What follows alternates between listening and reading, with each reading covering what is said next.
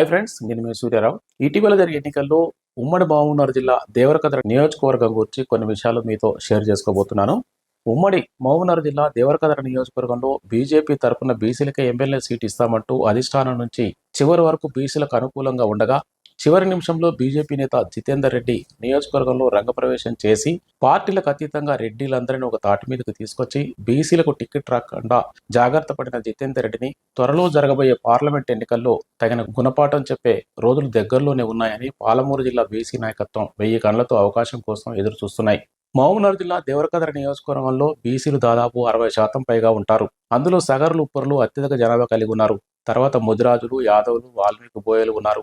ఈ నియోజకవర్గంలో 40 బీసీ కులాలకు పైగా ఉన్నాయి. మొత్తానికి ఈ నియోజకవర్గంలో బీసీల జనాభా అత్యధికంగా ఉంది. ఏ పార్టీ అయినా బీసీలకు ఎమ్మెల్యే సీట్ ఇస్తే గెలిచే అవకాశాలు ఉమ్మడి మహబూబ్నగర్ జిల్లాలోనే దేవరకద్ర నియోజకవర్గం ఒకటి.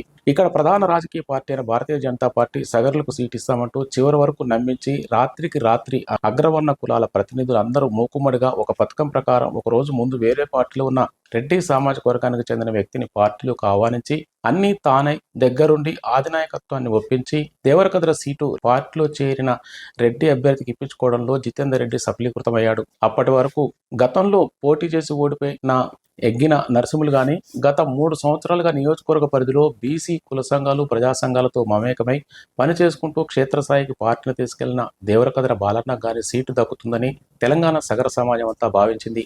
దేవరకద్ర నియోజకవర్గంలో సగరులకే సీటు డిసైడ్ అయిందని నానా రకాలుగా మభ్యపెట్టి సగరులు కొంపముచ్చడం జరిగింది. దీనికి ప్రధాన సూత్రధారి మహబూబ్నగర్ పార్లమెంట్ మాజీ సభ్యులు బీజేపీ నేత ఏపీ జితేందర్ రెడ్డి గారు. భవిష్యత్తులో జితేందర్ రెడ్డి మహబూబ్నగర్ నుంచి ఎంపీగా పోటీ చేయాలనే ఆలోచన ఉండడం మూలాన తన వర్గానికి చెందిన వ్యక్తి దేవరకద్ర నియోజకవర్గంలో ఉంటే భవిష్యత్తులో తన గెలుపునకు కాస్తో కూస్తో ఉపశమనం ఉంటుందనే ఆలోచనతో ముందస్తుగా ఎత్తుగడ వేసి బీసీలందరికీ శత్రువుగా మారాడు.